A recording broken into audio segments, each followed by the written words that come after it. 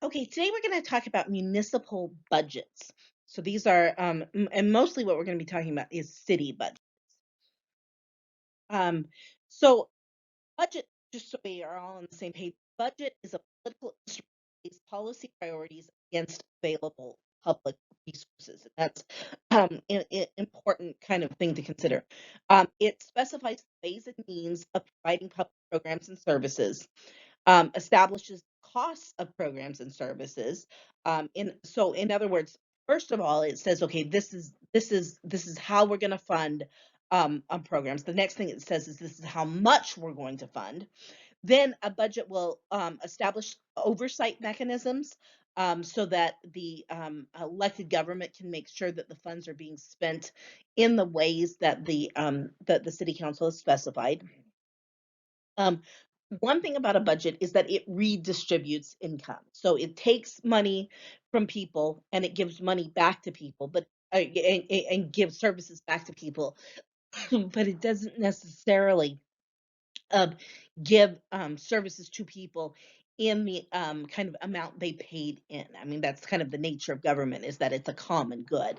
The budgets must establish spending limits and so that individual departments cannot spend more than the specified amount. And the budget provides transparency to the voters, and so that the citizens know how their tax money is being spent. This is a quote I really liked. It was Joe Biden back in 2008. And he said, "Don't tell me what you value. Show me your budget, and I'll tell you what you value." Just want to take this to a personal level. If you look at your own budget and you say, the most important thing to me is my health. And then when you look at what you spend money on and it's candy bars and cable TV, you probably are not telling the truth when you're saying that you value your health because your budget says otherwise. At the city level, at the government level, this is also true. If you say we prioritize education, we prioritize the environment, but the budget doesn't show the numbers that prioritize that, all you're doing is, those words are empty because it's not backed up by the budget. Okay.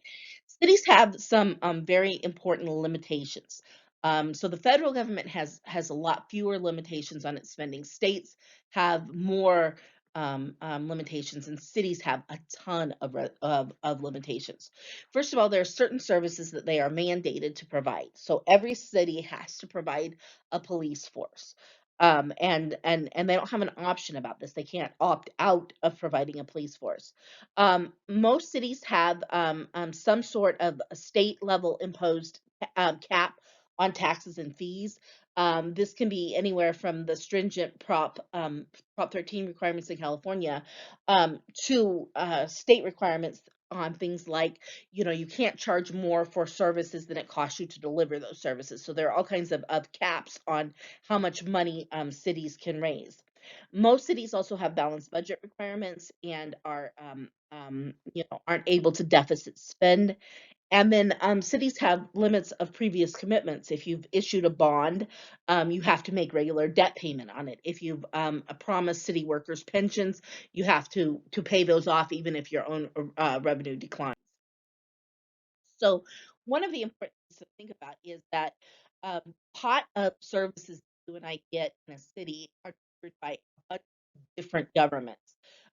So the federal government, for instance, direct provide services. Usually, we talk about the federal government in terms of when we talk about state and local government, we talk about the federal government in terms of them providing transfers of, Title IV, that kind of thing. The federal also delivers um, actual services in the community. This is things like the VA hospitals, the Veterans Administration hospitals are funded by the federal government but operate in communities.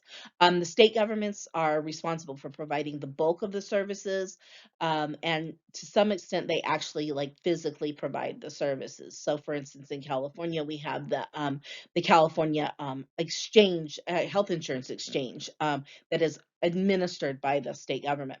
And then, but a lot of what the state government does then is outsourced to county, city, and special district governments. And so a lot of what ends up happening at the city, at the municipal level, is making sure that that they are providing the mandated services by the state and federal government. One of the things we have to consider is what was the impact of the 2008 recession on city budgets.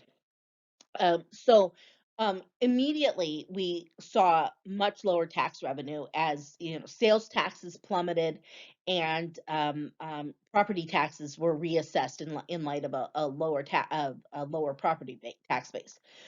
This caused cities to do hiring and spending freezes. They laid off workers. They didn't replace workers that were um, um, in who they didn't replace workers who retired.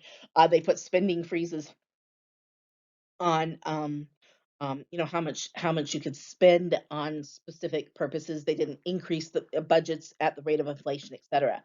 They also cut programs, and entire departments were wiped out in some cities. They delayed maintenance, and so if you look around Cal State Fullerton now, we're seeing a lot of like elevator maintenance. Like it seems like every building has an elevator under repair, and that's because through the early part of the recession, the state just cut off the money for maintenance, and now Cal State Fullerton is having to catch up. So instead of doing, one building's elevator a year, we're doing multiple buildings. Then the other important thing is that they increased fees, and what ended up happening was that when they increased the fees, but at some point the tax revenue started coming back, but the fees did not decrease. And so today we're in a situation where cities, and this is today as in pre-coronavirus today, cities believe they are in a better shape to meet the public's needs, because they have the higher tax bases and the higher fees. These increased funding areas have largely gone in the areas of increased wages and new hiring, public safety. There's been a lot of investment in public safety and a lot of investment in infrastructure. So that's kind of an overview of where we are in terms of budgeting. The next one will get kind of into the weeds of what budgets look like.